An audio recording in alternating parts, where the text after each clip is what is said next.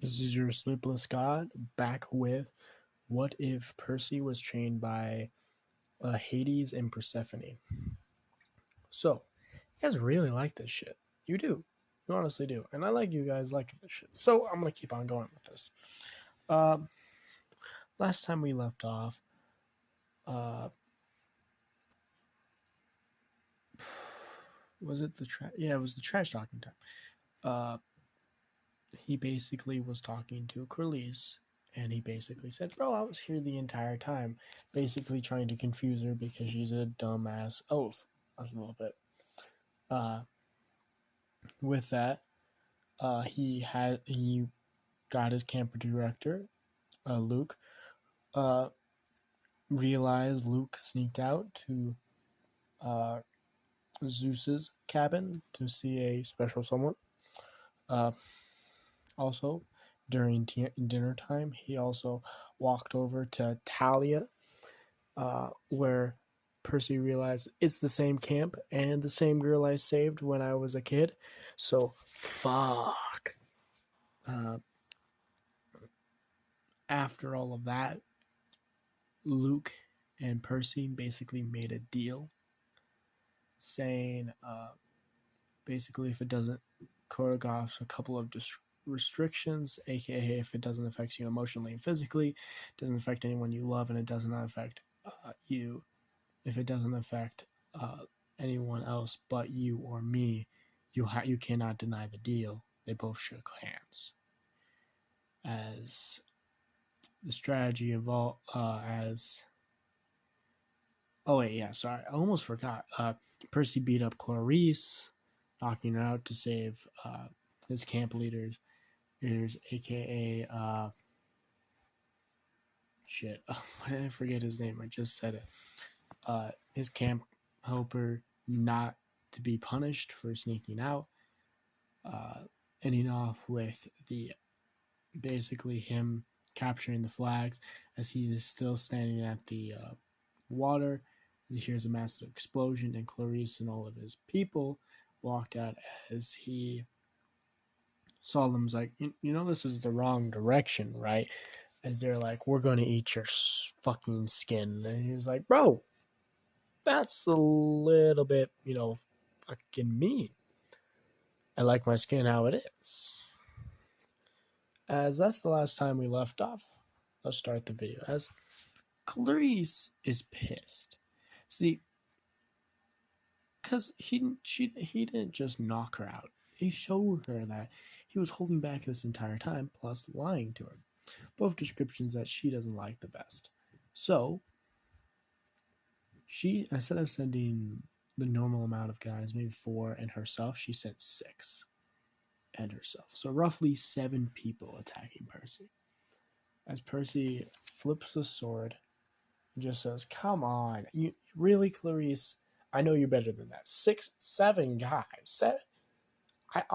Come on, 6 people and 1 bitch. I don't, as Clarice gets pissed and like goes for a magical spear, as everyone else starts attacking, as he's just like, not gonna happen today. As he flicks away, he turns away from the spear, dodging it. A sword slash. He puts the sword onto the person's hilt, chucks the sword, kicking into his stomach and hitting him against the bottom of his blade, knocking one out. He says, "One." Goes for a long step, goes underneath the blade, underneath the shield, cutting the strap for the shield, dropping it, grabbing his arm and basically flipping over his shoulder, smashing into another guy, making him crumble. And that's 3. Takes another long stride, takes another person's shield and just not shield, sorry, sword and just flings it against Clarice. She has to deflect it because it's actually like a good shot. As he's surprised as he flips around and just nails him in the face with his shield, hammering him down. As he says, "That's 4." As you gotta remember, There were 7. There was now just 3 more. Clarice and 2 other campers. So he drops his shield, picks up a sword from one of the campers, and said, as he flings it around, he just turns it into his hand. He just says, "Come on. What are you going to do? Kill me." As Clarice says, "It wouldn't just be my first option." As he throws against the spear, as he just smiles, basically spinning, cutting it into 3 separate pieces, dropping the actual like spear part, slashing one of the other handles, and then slashing it one more time to basically just be nothing, and then just bonk on her head, knockout. As the 2 other campers look at him, and he just looks back and just says, he smiles and just says, with his double blades just ready to win, he just says, "Who's next?" As both of those campers sprint away in fear, as he hears people cheering and all that stuff, as he just says, shit, I guess they won. As he sees, actually, he sees, who would it be? Would it still be him?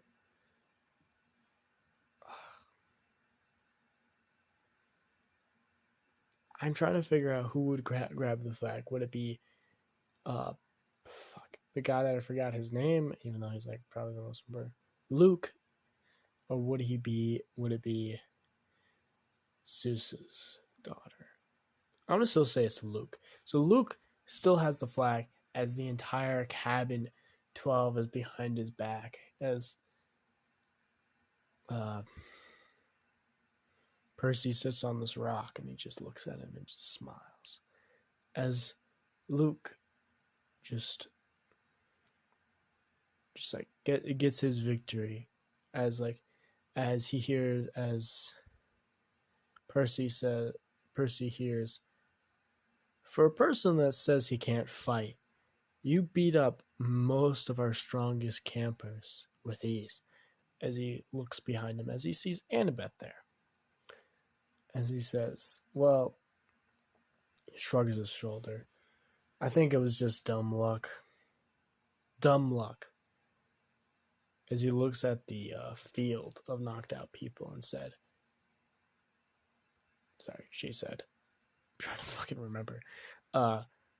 Really, dumb luck. I'm not the god of mischief and mayhem. I'm the god of, I'm one of the gods of strategy. I know that wasn't just dumb luck." As he looks over the frame of the knockdown and says, "Maybe," as he puts one of the swords down and just says, "Well, Talia and Luke are probably up there for you." As he sees Talia, black hair, leather jacket with the shield, and I think she has a spear. Does she have a spear? I think she has a sword and a spear. With actually a spear. She does have a spear. I feel like she would rule a spear because she would just start crushing people. Not like, because in the books she probably in the books, I think, with fighting with others, she runs something differently. But because she's more highly trained, she runs more with electricity based. She uses her powers a lot more now. She's not as scared of them. She's not afraid of them. She will crush. She's kind of more like, spoilers if you haven't read the Percy Jackson books or the other books connecting to it. This is a spoiler. If you don't want to hear it, just click off of it or something. But she's more like her brother now, that will actually use his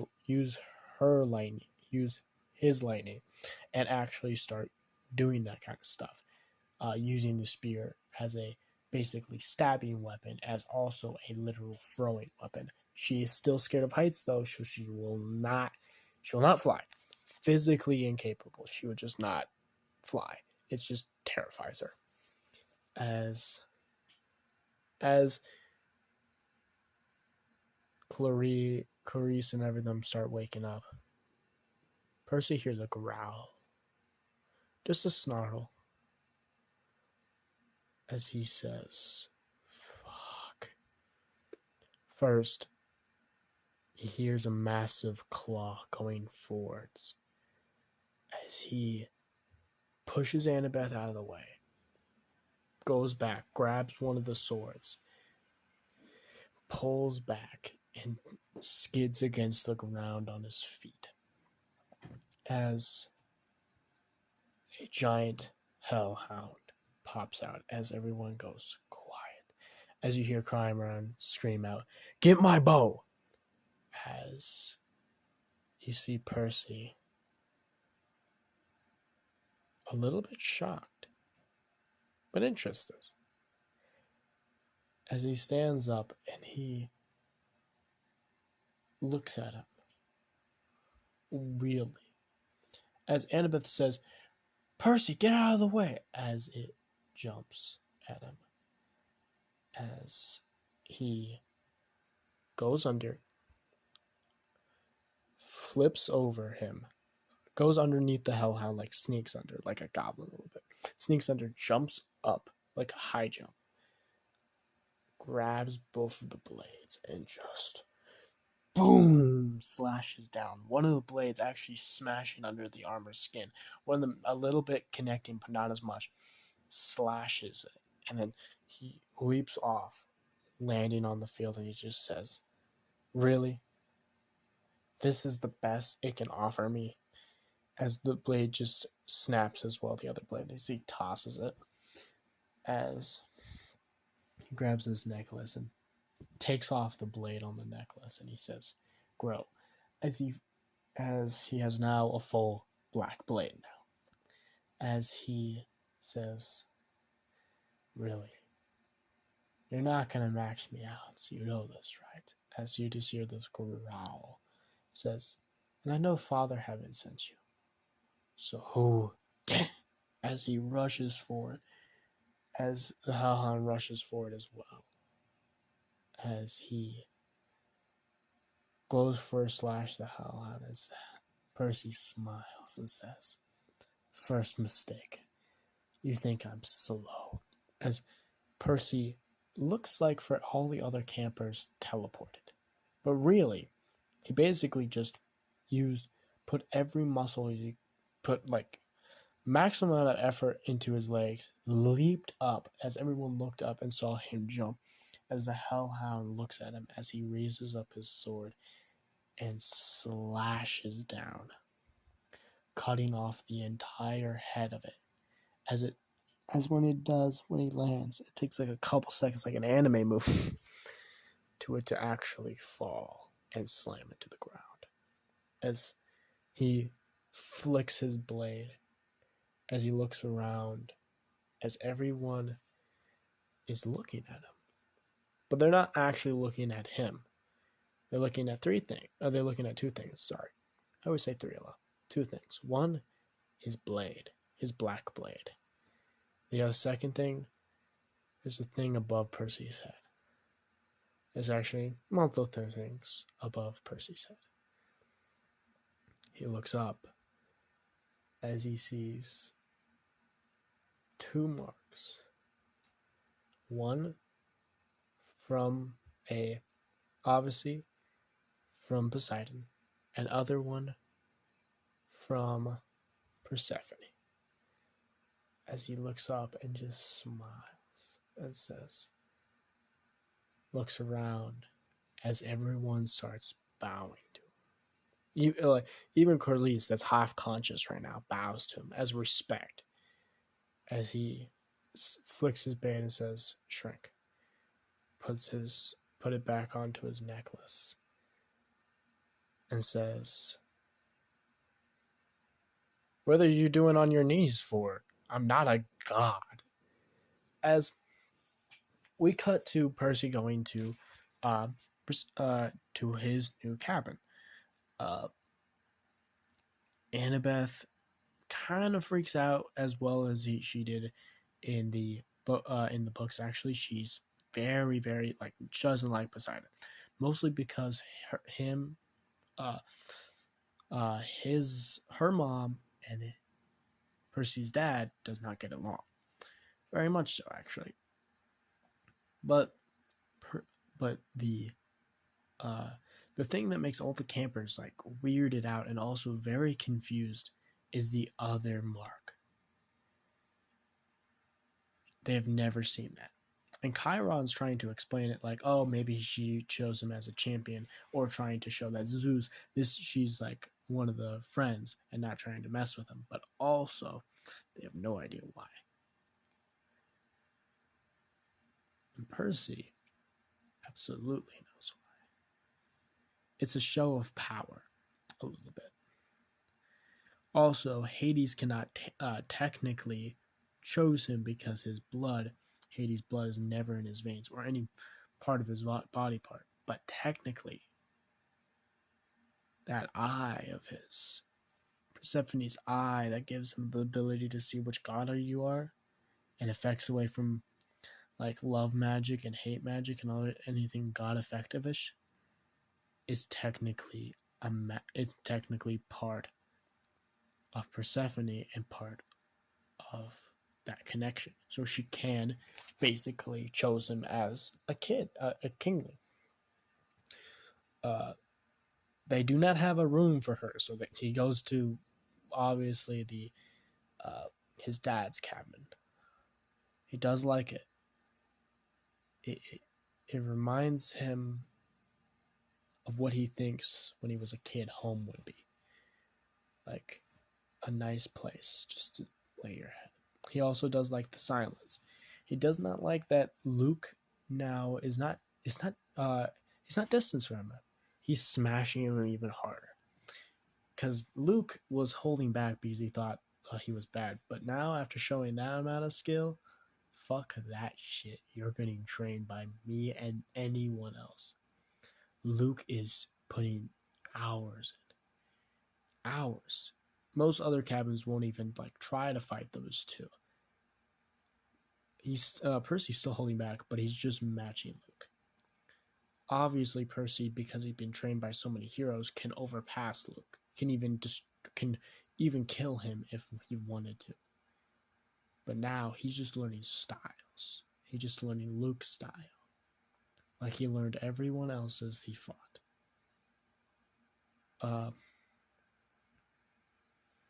But after 2 days, Talia comes to him and says, "You were the kid, right?" He looks at him and says, "What kid?" "Don't fuck with me, kid." As she grabs her spear and puts a little bit of electrocution and says, "I'm not fucking with you. And also, you think that would work?" As she looks at him and says, "You can dryly act. I know you're a monster underneath that shell." As he says, "No, I'm not a monster. I wish I was. That would be awesome. Freaking Godzilla looking shit. Awesome kind of fucking shit. Honest to God." As she's like, "Godzilla? Who the fuck? Never mind. Don't worry about it. You're uncultured." But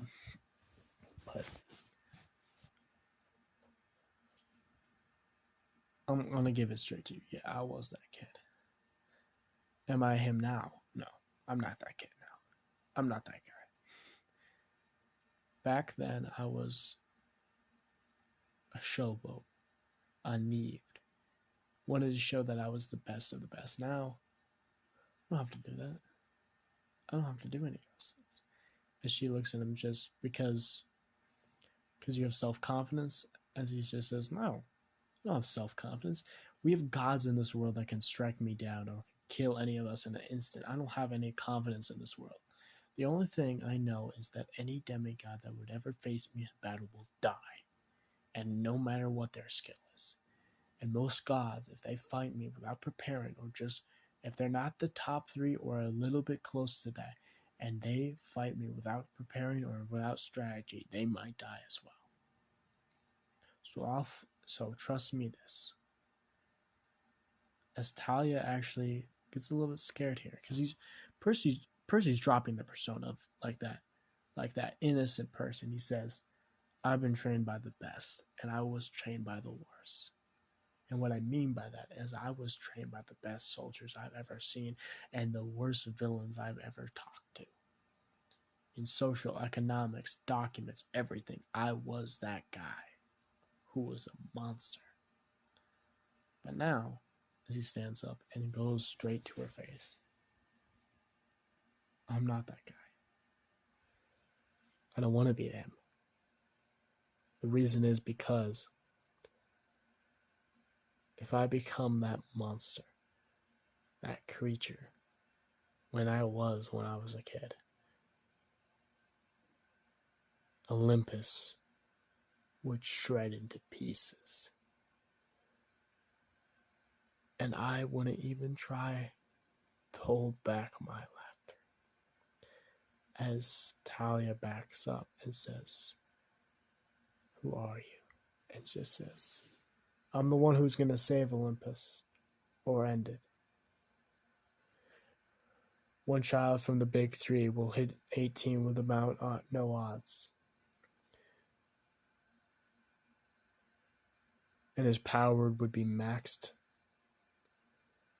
And he and the demigod aura around him would be so powerful, even the other demigods will bow to his will. But as a royal, and he will act like a king. But he will rule like a saint. That's what I drive to be. That prophecy called for me. And I will, hopefully, go to that prophecy and be him. Because if you define destiny, and if destiny is called out, we've seen it before. You cannot shake it, you cannot change it, you cannot throw it.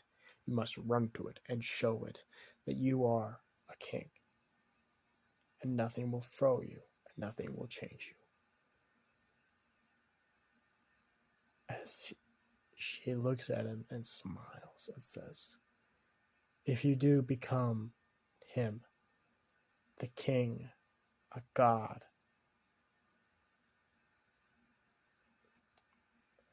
at least put this cabin, this home, as your first priority. As he walks up to her and says, I don't want to become a god,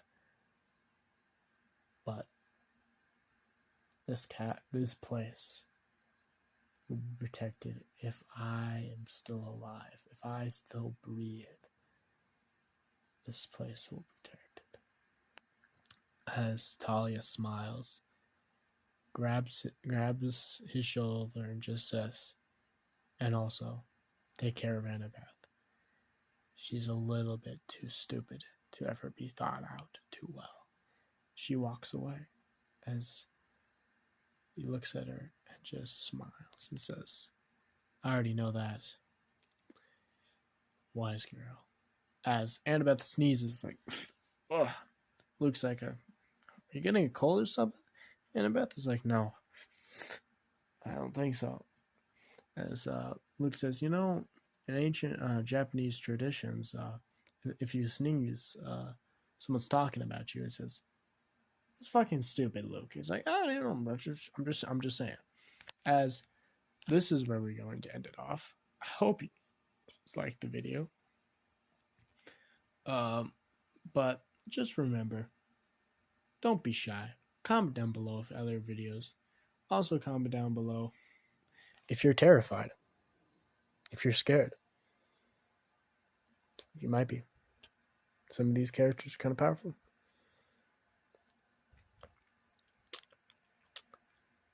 I hope you have a really good day. Or night. Or anything you think of. But just remember, I'm still alive. And that means be scared. Be very scared.